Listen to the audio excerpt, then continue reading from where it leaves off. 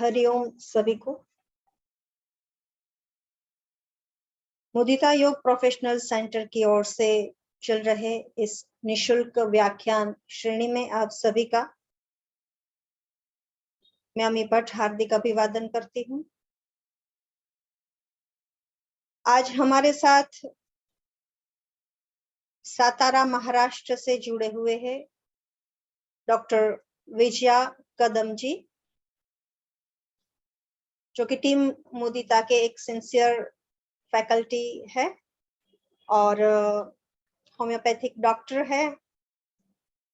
MA किया हुआ है योग में, assistant professor at zoology department of YC college, और भी बहुत सारी उपलब्धियां उन्होंने अपने आप में पाई हुई है। तो ऐसे डॉक्टर विजया जी आज हम सभी के साथ सूक्ष्म और स्थूल व्यायाम की साइकोलॉजिकल और फिजियोलॉजिकल इफेक्ट्स के बारे में अपने विचार है, अपना जो ज्ञान है वो साझा करेंगे। तो मैं डॉक्टर विजया जी से विनती करूंगी कि आज के सेशन को वो शुरू करें। धन्यवाद अम्मी दीदी। Thank you all of you. आज हम देखने जा रहे हैं physiological and psychological effects on स्थूल एंड सूक्ष्म व्यायाम। आज का जो टॉपिक है जो कि हम दरअसल यौगिक क्रियाएं करते हैं,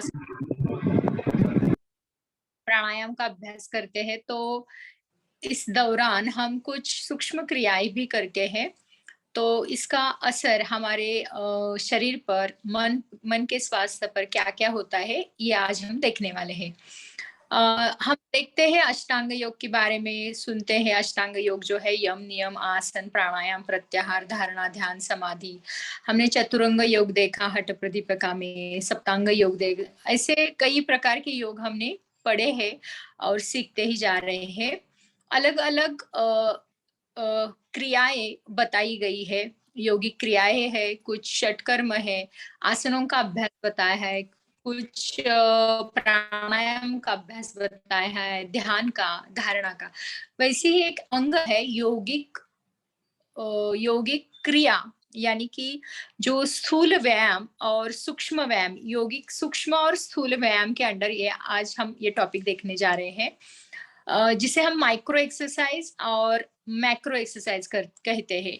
यौगिक यानी योगियों के लिए, ये जो माइक्रो एक्सरसाइज है ये योगियों के लिए बताए गए हैं। माइक्रो मीन्स सूक्ष्म और एक्सरसाइज व्यायाम, तो यौगिक सूक्ष्म व्यायाम और यौगिक मैक्रो एक्सरसाइज, मतलब मैक्रो मतलब स्थूल और एक्सरसाइज मतलब व्यायाम। तो स्थूल व्यायाम और सूक्ष्म व्यायाम के बारे में हम बात बताएंगे। अब जो योगियों के लिए जो अदर माइक्रो एक्सरसाइज भी है, लेकिन योगियों के लिए जो सूक्ष्म व्यायाम बताए हैं वो पहले बताए हैं हमारे धीरेन्द्र ब्रह्मचारी स्वामी जी ने।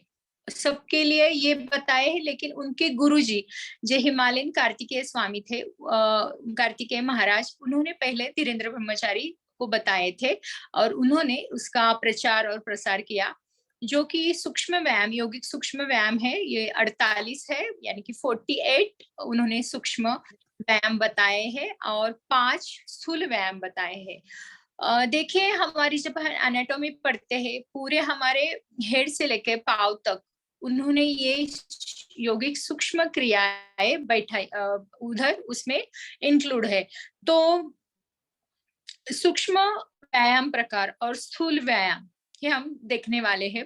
पहले उसके हम एनाटॉमी देखेंगे। जैसे कि हमने कहा सूक्ष्म है मतलब माइक्रोस्कोपिक या सब्टल है, ऐसे हम कह सकते हैं।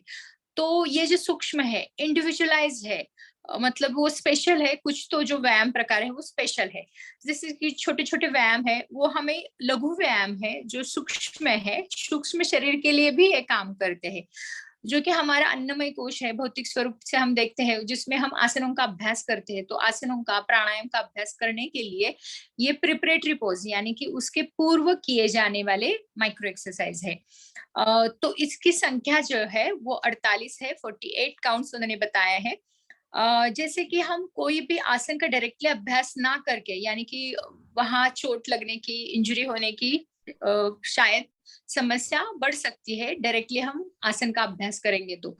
इसीलिए उसकी प्रिपरेटरी पोज यानी कि हम सूक्ष्म व्यायाम और स्थूल व्यायाम करने के बाद हम आसनों का अभ्यास कर सकते हैं। तो आसनों का अभ्यास करने से पहले ये जो सूक्ष्म व्यायाम बताए हैं, वो जो सूक्ष्म व्यायाम है, ऐसे व्यायाम है जैसे कि मैंने अभी बताया कि हमारे हेड से लेके पांव तक वो व्यायाम प्रकार है, जिसमें हमारे सभी जॉइंट्स इन्वॉल्व रहती है, मसल्स की मूवमेंट उसमें इन्वॉल्व रहती है, और वो ब्रेथ की अवेयरनेस मतलब सांसों के साथ वो किए जाने वाले सूक्ष्म व्यायाम है। तो इसका सिंक्रोनाइजेशन होता है जॉइंट के साथ, मसल मूवमेंट के साथ और सांसों के साथ। और यहाँ अवेयरनेस ऑफ ब्रेथ मतलब सांसों की सजगता, शरीर की सजगता, ये बहुत मायने रखता है। इसीलिए ये यौगिक सूक्ष्म व्यायाम हमें अच्छी हेल्थ यानी स्वास्थ्य हमें प्रदान करने के लिए बहुत फायदेमंद रहते हैं। इसमें जो जॉइंट रहता है हमारा, वो कभी कभी स्टिफ रहता है, उसमें तनाव रहता है, वो कम करने के लिए, वो जो मूवमेंट इजीली होने के लिए, ये भी लचीलापन हमारे मसल्स में आने के लिए भी ये फायदेमंद होता है। फिर से देखेंगे हम तो जो स्ट्रॉन्ग इफेक्ट है मतलब प्रिपरेटरी पोज है आसनों के लिए, तो आसनों का अभ्यास करने के लिए हमारे मसल्स की लचीलापन या फ्लेक्सिबिलिटी होने की जरूरत रहती है। तो यहाँ हम जब यौगिक सूक्ष्म व्यायाम करते हैं तो ब्लड सर्कुलेशन यहाँ बढ़ जाता है। ब्लड सर्कुलेशन बढ़ने से क्या, ऑक्सीजन की मात्रा भी बढ़ जाती है। सो लचीलापन अच्छी तरह से हमारे मसल्स में डेवलप होता है, तो ये हमें एक फायदा यहाँ से मिल जाता है। अब यहाँ हम सांसों के साथ मतलब जो हम यौगिक क्रिया करते हैं, सूक्ष्म क्रिया, जिससे कि हम यहाँ कभी कभी सांस अंदर लेते हैं, सांस बाहर छोड़ते हैं, कभी कभी झटके से भी सांस बाहर छोड़ते हैं, झटके से सांस अंदर लेते हैं, और कभी कभी कुंभक का भी यहाँ अभ्यास किया जाता है। तो जब हम उच्चारण स्थल शक्ति विकास क्रिया करते हैं तो यह कुंभक अपने क्षमता के अनुसार वहां करना है, तो वो कुंभक भी लग जाता है। तो यह सांसों के साथ किए जाने वाले हैं, तो इसका इम्पोर्टेंस और भी बढ़ जाता है।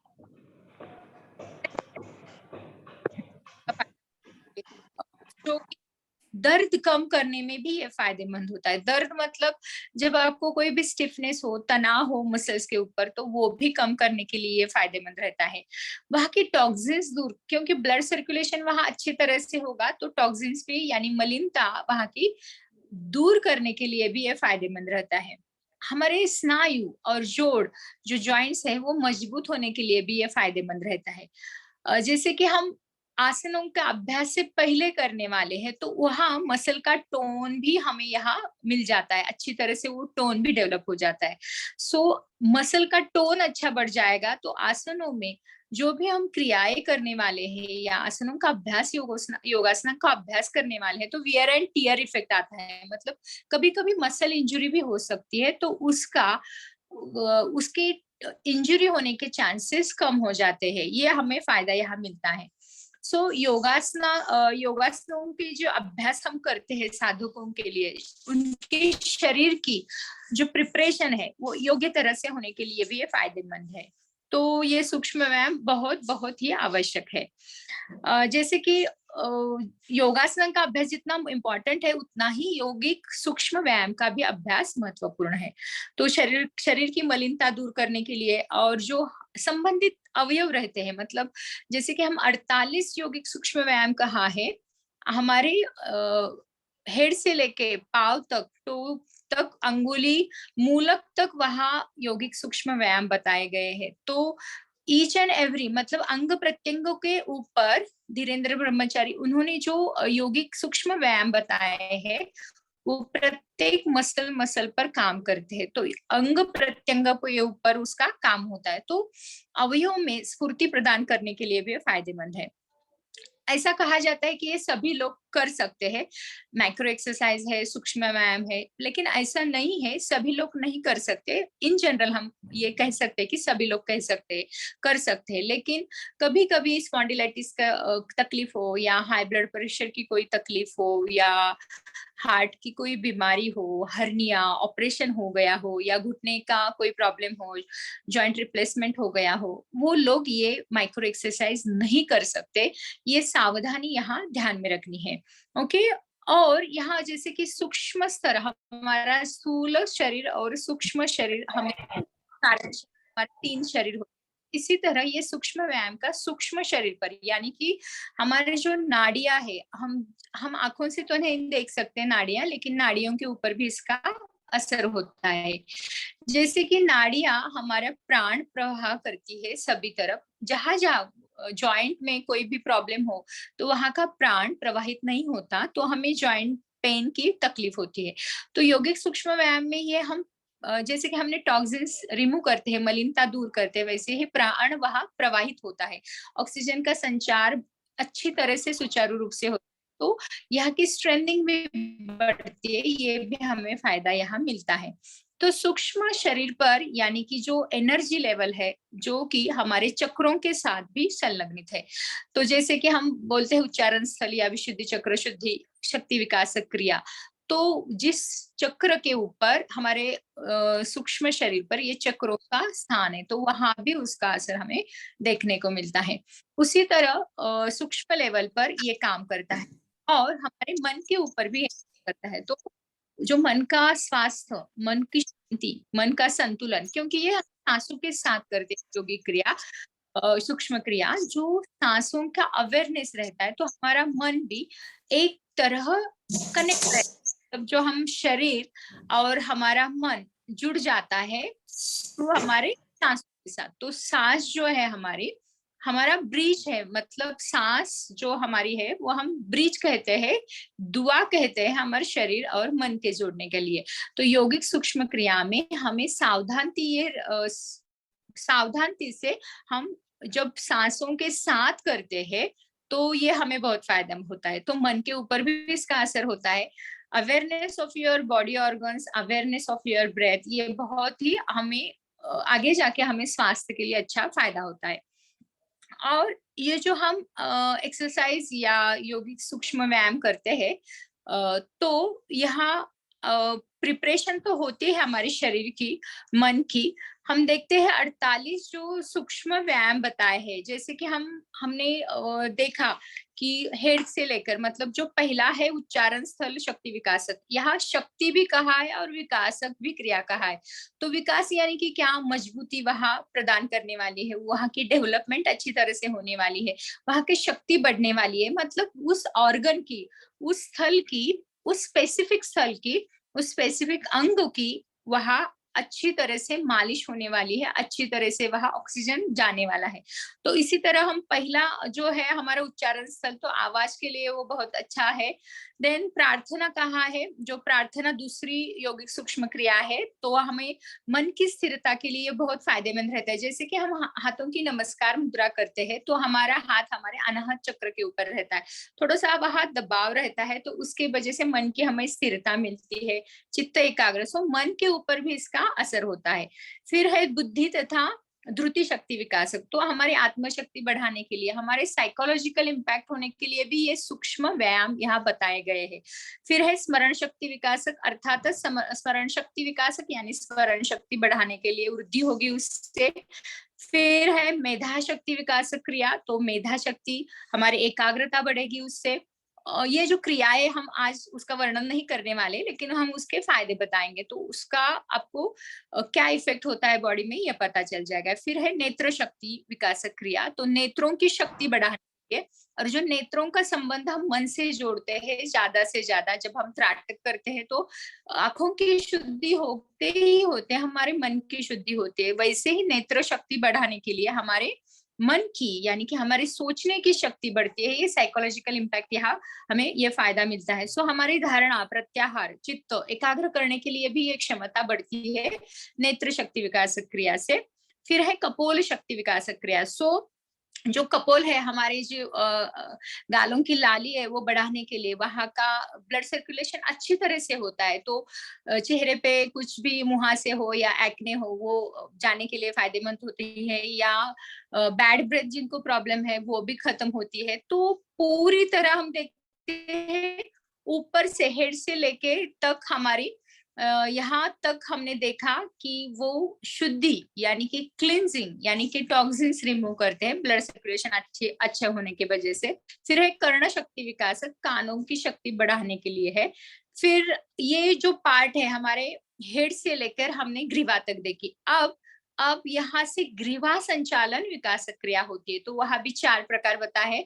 तो ग्रीवा यानी कि हमारी जो नेक है उसके लिए बताए हैं, ये 4 प्रकार हम कर सकते हैं। तो जिनकी नेक के जो भी प्रॉब्लम है, मतलब वहां के मसल्स भी स्ट्रांग होने वाले हैं। जो नेक है, जो हमारा हेड और हमारे ट्रंक को जोड़ने वाला है, तो नेक बहुत ही इंपॉर्टेंट ऑर्गन है हमारे बॉडी का, तो उसकी शक्ति बढ़ाने के लिए भी यहाँ ग्रीवा शक्ति विकास क्रिया बताई गई है। बहुत और भी फायदे उनके बताए गए हैं। फिर है हमारे स्कंद, यानी कि हमारे जो शोल्डर जॉइंट है, और हमारी बाहुमूल शक्ति विकास क्रिया। फिर हमारे हाथों से लेकर हमारे बाहु भुजाबल्ली शक्ति विकास, पूर्ण भुजा शक्ति विकास क्रिया, यानी कोहनी शक्ति विकास क्रिया, मणिबंध यानी कि रिस्ट जॉइंट के है। देन करतल, जो हमारा ये सरफेस है, करतल शक्ति विकासक है। देन हमारी कर पृष्ठ, इस भाग की शक्ति बढ़ाने के लिए है। फिर अंगुली मूल शक्ति के लिए बताया है, और अंगुली शक्ति बढ़ाने की मतलब हमारे स्कंध से लेकर हमारे अंगुली मूल तक यहाँ यौगिक सूक्ष्म क्रियाएं बताई गई है। तो इससे क्या होगा, जो हाथों की मजबूती है, जो हम कोई आसनों में अभ्यास करते हैं, जो कि हमारे रिस्ट जॉइंट के ऊपर भी उसका जॉइंट के ऊपर बल के ऊपर हमें आसन करना है, तो उसके ऊपर भी यहाँ ये शक्ति बढ़ाने के लिए फायदेमंद रहता है। फिर जैसे हमने पूरी तरह हमारे हाथों के ऊपर, फिर ट्रंक पोर्शन उन्होंने कवर किया है, जैसे कि वक्षस्थल विकास क्रिया, 2 क्रियाएं वहां बताई गई है। तो वक्षस्थल यानी कि जो वक्ष हम बोलते हैं, यानी कि थोरैक्स, तो थोरैक्स के अंडर हमारे 2 मेजर ऑर्गन्स रहते हैं, हमारे हार्ट और हमारे लंग्स। तो उसकी कैपेसिटी बढ़ाने के लिए वक्षस्थल विकासक यानी उसकी डेवलपमेंट अच्छी तरह से होने के लिए, ये भी मजबूती है हमारे लंग्स के लिए, हमारे हार्ट के लिए, तो बहुत इंपॉर्टेंट ऑर्गन्स वहां रहते हैं हमारे, तो इसके लिए भी यहाँ यौगिक सूक्ष्म क्रियाएं बताई गई है। फिर वक्षस्थल के बाद हमारा नीचे आता है, हमने पहले 3 कैविटी हमारे बॉडी में होते हैं, जैसे कि हमने क्रैनियल कैविटी के बारे में हमने पहले वो सब सूक्ष्म क्रियाएं बताए। फिर थोरैक्सिक कैविटी जो है, वहां के लंग्स के लिए वक्षस्थल बताई है, लंग्स और हार्ट के लिए। और फिर आगे है हमारी एब्डोमिनल कैविटी। सो एब्डोमिनल कैविटी में जो उदर शक्ति विकासक क्रियाएं बताए, वो 10 क्रियाएं बताई गई है वहां।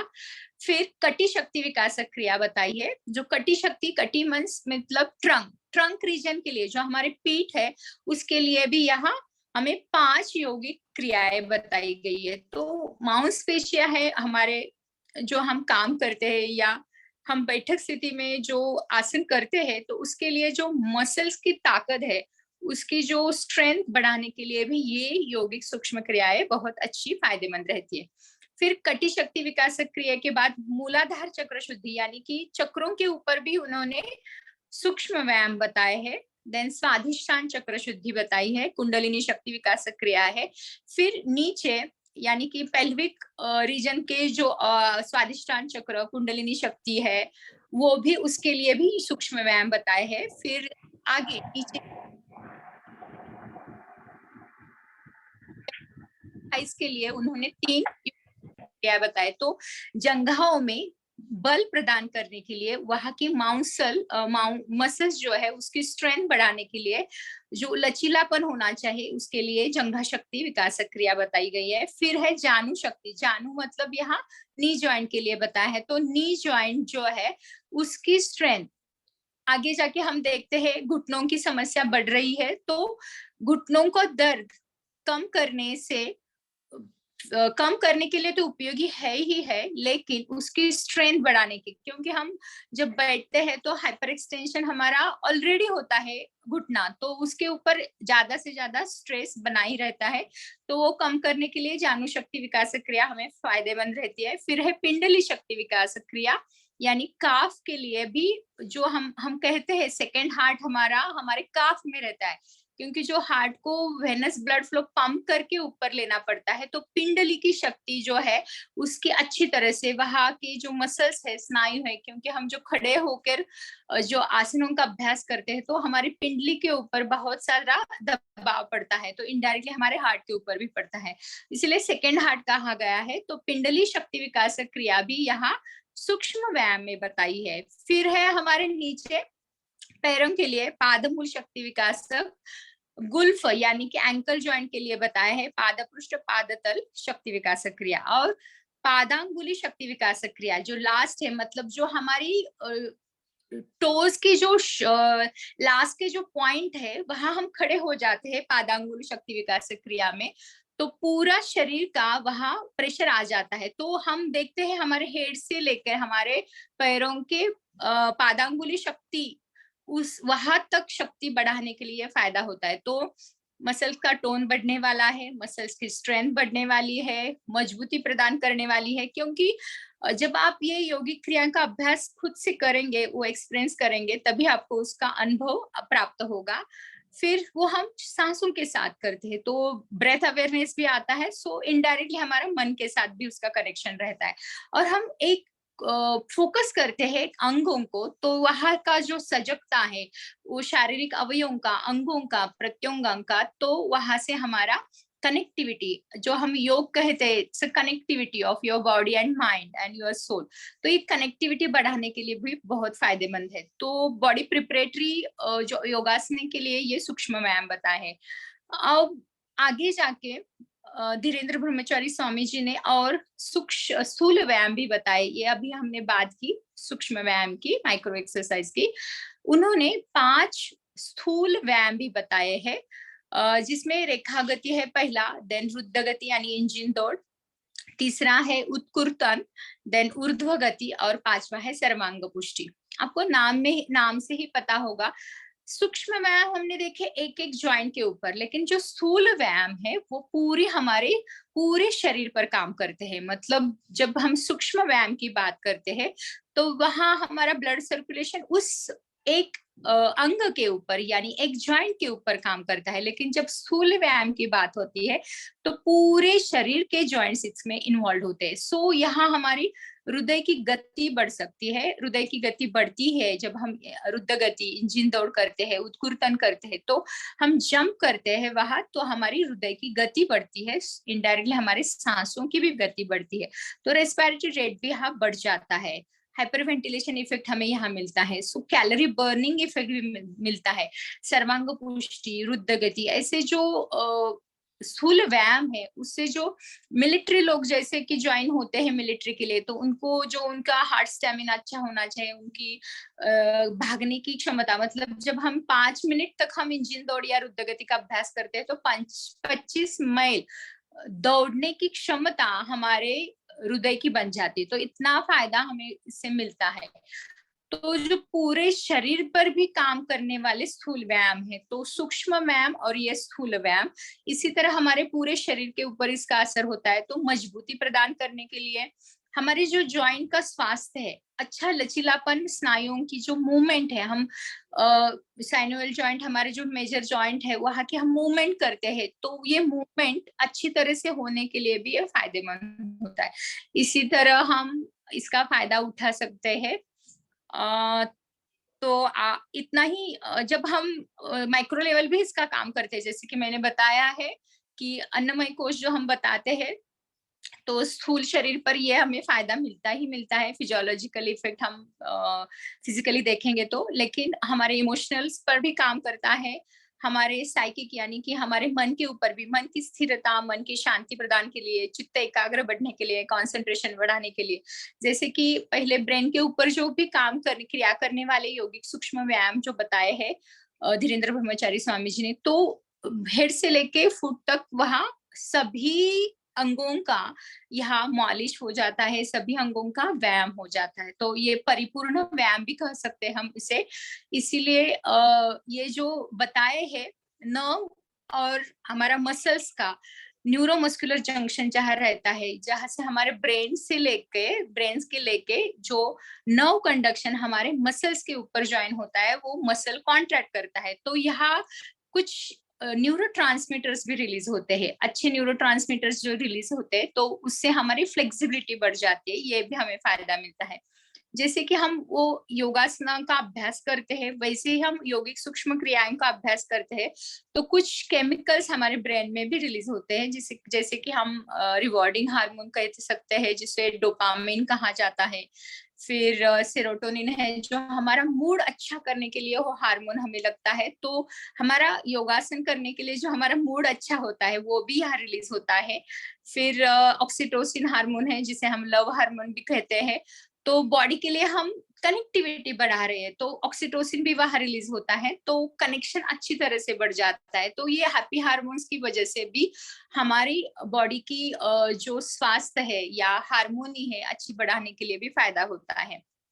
इसी तरह कुछ एंडोर्फिन्स भी तैयार होते हैं हमारे ब्रेन में, जैसे कि नेचुरल पेन किलर कहा गया है। तो आगे जाके जो हम भी योगिक अभ्यास करने वाले हैं, इसलिए योगिक सूक्ष्म क्रियाएं या योगिक सूक्ष्म व्यायाम कहा है। तो ये जनरल व्यायाम नहीं है, लेकिन ये योगियों के लिए बताया गया है। तो इसका अभ्यास आप करेंगे और इसका फायदा आप निश्चित तौर से उठाएंगे। इस तरह मेरा आज का ये लेक्चर कंप्लीट हो गया। थैंक यू सो मच, धन्यवाद। किसी को कोई प्रश्न हो?